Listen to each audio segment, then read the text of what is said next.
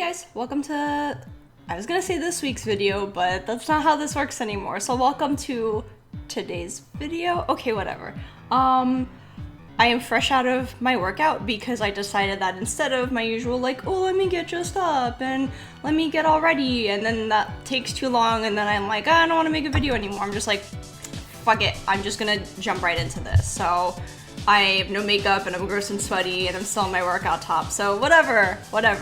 Today I want to talk about some cool things that I've done recently because they've all been things that are stuff that I really care about. So Final Fantasy, Pugs, and Mermaids. For my birthday surprise the other weekend, so I think that was June 12th, Jan, without letting me find out anything at all, rounded up a bunch of my friends, got them all together, and took me and them, most of them, some came on their own, and was constantly just like a surprise of people coming into this event. We went out to Staten Island for the Greater New York Pug Club's annual get-together. Now, if you know me, you know that I am a little obsessive about pugs. I find their squishy, wrinkly, gross faces completely adorable. And I really want to own one. I want to have a pug one of these days. So literally being surrounded by both my absolute closest friends and a million pugs was so overwhelming. It was a lot of fun though. There were a lot of really cute pugs. I am really touched by some of the distance that my friends traveled just to be there for me. I had friends come from Maryland and from Pennsylvania, and I'm really thankful for all you guys that made it out. I know a couple of you couldn't make it out and wanted to, so I appreciate that as well though too. Just thank you guys so much. It really just further cemented the fact that I want a pug eventually at some point in my life because they're so compact and firm, and the wrinkles and their bug-eye little faces and the snorting. They're so cute. They're so cute. I want one. I want one so bad. I'm gonna need a real job and money and all those things, so one day.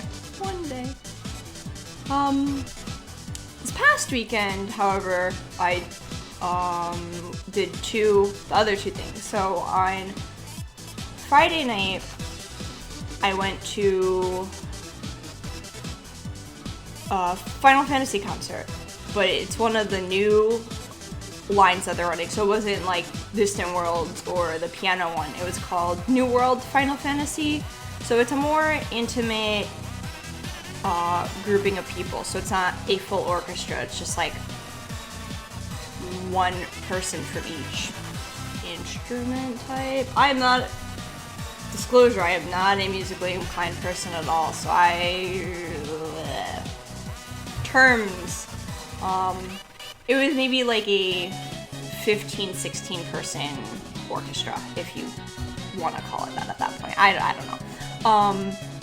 But it was really great because they covered a lot of music that is very often looked over by the Distant World set in favor of more popular pieces from overrated Final Fantasies 7. So they covered more stuff from like 3, 4, 5, which are very often overlooked. They did a piece from 9 that nearly brought me to tears. They did the Evil Forest theme. I think it's called Danger in the Forest. You know, the one where you crash after Prima Vista and Garnet gets captured by the cage monster thing. That is a beautiful track, and they performed it so wonderfully, and I've never heard that done live before. I've never heard most 9 songs done live because everyone overlooks 9, and I'm going to fight the world and set it on fire because 9 needs a lot more love and a lot more respect than it gets. Anyway, it was really good. They also covered Ukulele de Chocobo from 9 as well. They did a small little Chocobo medley of, again, ones that are not usually covered by Distant Worlds, and it was super fun. They had all the little nuances of Ukulele de Chocobo, which, if you know, include like maraca kind of noises and like clapping and even like a chocobo quang in the distance. And they had someone with like a little squeaky toy to do those parts. It was so good and it made me laugh so much. The concert was really fun. I would definitely do a New World series again. It was also a smaller crowd too, so instead of like the giant, you know, arenas that they usually put the Distant Worlds concerts in, it was in like a smallish kind of auditorium that was part of a college. So it was maybe like 200 people instead of like, you know, 1,000 or something people. It was a lot of fun though. I can't stress enough how good it was and how nice and refreshing it was to hear pieces covered that like I haven't heard 100 times at Distant Worlds.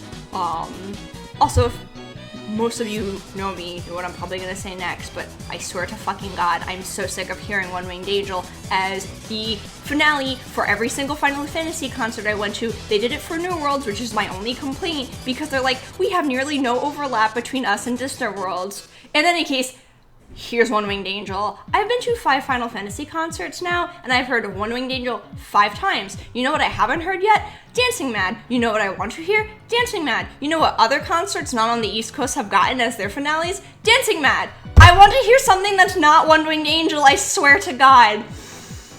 Distant Worlds is doing a new concert in January, again at the New Jersey Performing Arts Center, and I really hope that they do Dancing Mad, because now this will be their second time at New Jersey Performing Arts Center. If they do One Winged Angel again and they overlook Dancing Mad, I swear to God I will just have a fucking conniption in the middle of the auditorium. I'm going to lose my mind. Counterpoint, they are finally doing Genova at this Distant Worlds in January, and I've been saying for a very long time that Genova is also a really good boss battle music, and it's also from 7, and I don't know why that one gets overlooked all the time, because it's really goddamn good. I think Genova's better than One Winged Angel. Fight me, Scrub Lords. I don't give a shit. I literally don't give a shit. I have feelings and a lot of salt, but we can discuss that another day. Anyway, the concert was great, super fun, all's good. Saturday, I, for the first time, which is very surprising since I've been living out in Brooklyn for a couple of years now, I attended the Coney Island Mermaid Parade, which was absolutely fucking amazing. I had such a good time there. It's definitely one of those things that I like, these are my people, this is what I feel strongly about, this is great. So in the Coney Island Mermaid Parade, anyone can sign up to do to walk in the parade. So you can do either as a single or with a group of friends, or like a whole cavalry of people doing coordinated dances to music, which is what a number of people did in the parade. And it was so much fun. Everyone just like with mermaid gear and colored hair and wigs and glitter and sparkles and tails and so much shiny metallic mermaid scales as far as the eye can see. It was so good. It's definitely something I will go back to next year. If not, I would love to get a crew together to walk in the parade itself. I think that would be super duper fun.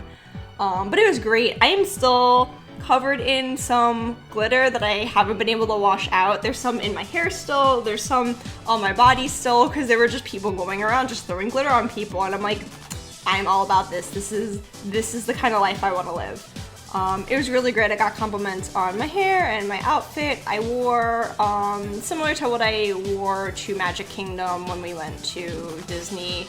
When I met Ariel, I did my purple scale top and my green scale leggings. I'll post a link to the photo in the comments, in the description, because I was just really proud of my outfit. I put braids in my hair, I did the scale makeup.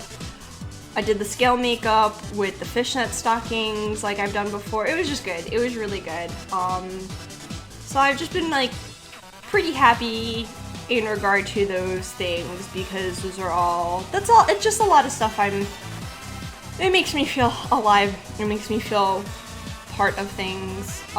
The Mermaid Parade definitely was something where I'm like, I felt 100% comfortable there. Cause you know, it's a lot of the queer community definitely take part in the Mermaid Parade too. There are a lot of, you know, pride flags around, and you know, as someone who identifies as queer, it was just great to be a queer mermaid at the Mermaid Parade out in Coney Island. I also got my my beer at my Nathan's, and it was a good day. I'm looking forward to doing all those things again. I will hopefully one year attend the Greater New York Pug annual picnic event with my own pug one day, and all will be good. Yeah. Just do things. Go out, make plans, and do things. It gives you something to look forward to. It makes you feel alive. I just think it's really important to plan things and have things to look forward to in your life, especially when shit is going kind of crummy. At least you have some little light to look forward to at the end. I know when I got fired last year, the week, that Friday that I got fired on Monday. That Friday, I had the Danny Elfman concert at Lincoln Center to look forward to. And that really helped get me through that first week. And it's just a matter of like, keep pushing and keep getting from week to week. So for anybody out there having a hard time, hang in there. Really hang in there. I've got to tell myself that every once in a while too, so we'll all get through it together. Thanks for listening to this week's video. God. Look forward to the next one. I look forward to hearing from you guys. See ya.